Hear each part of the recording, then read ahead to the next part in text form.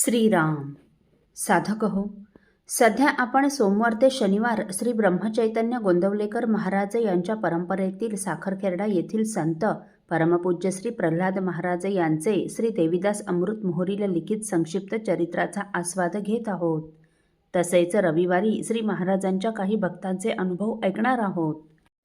71 सालचे गोंदवल्याचे पुण्यतिथी उत्सव करून श्री महाराज नुकतेच साखरखेर्ड्याला परतले होते.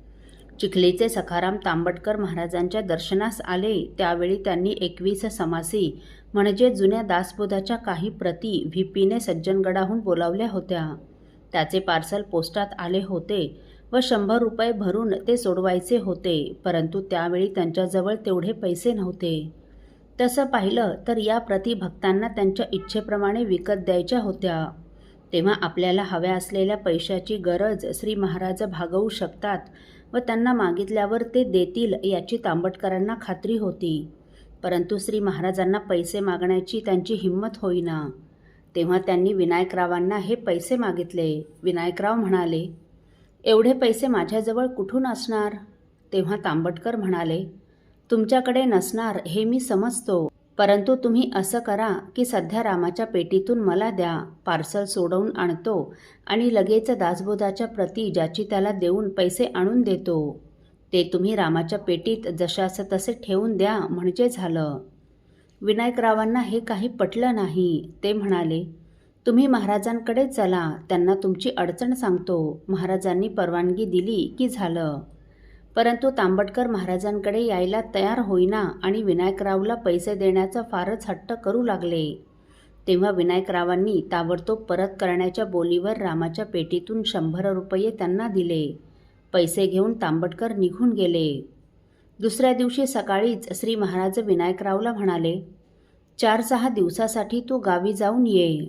त्याप्रमाणे ते गावाकडे निघून गेले. इकडे सखाराम ती पार्सल सोडवून व ज्याचे त्याला ग्रंथ देऊन पैसे घेऊन साखरखेर्ड्याला आले. तो तिथे विनायकराव नाहीत. आता पैशाचा हा व्यवहार या दोघातच झाला असल्यामुळे व विनायकराव तेथे नसल्यामुळे पैसे कोणाला द्यावेत हे त्यांना काही कळेना.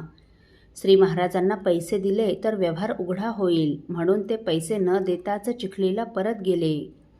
त्याच रात्री विनायकराव व सखारामच्या स्वप्नात श्री महाराज आले व या दोघांनाही तुम्ही हे काय पाप केले म्हणून विचारले. सखारामला काय दिले म्हणून विनायकरावला व विनायककडून काय घेतले म्हणून सखारामला. दोघांनाही सतत 2 दिवस रात्री हेच स्वप्न पडत होते. त्यामुळे दोघेही आपापल्या ठिकाणी घाबरून गेले. श्री महाराजांना न विचारताच आपण तांबटकरांना पैसे दिले, हे केवढं पाप आपल्याकडून घडलं याचं विनायकरावला अतिशय वाईट वाटलं. तेव्हा आता आपण लगेच साखरखेर्ड्याला जाऊन व श्री महाराजांना सर्व सांगून त्यांची क्षमा मागावी असा विचार करून ते 1 दिवस आधीच साखरखेर्ड्यास आले. त्याचवेळी सखारामही पैसे घेऊन साखरखेर्ड्यास आले. तांबटकरांनी विनायकराव समोरच श्री महाराजांपुढे ते पैसे ठेवले व त्यांना सर्व हकीकत सांगून व परत असं करणार नाही म्हणून त्या दोघांनीही श्री महाराजांची क्षमा मागितली. तेव्हा श्री महाराज त्यांना म्हणाले, तुम्ही तर एक चांगलं काम केलं आहे. दासबोधाच्या प्रती मागवून भक्तांना दिल्या. हे काम रामाचंच आहे. या पैशाने समर्थांचा संदेश सर्वत्र पोहोचविला. यात पाप कसलं? हे तर पुण्यकर्म झालं.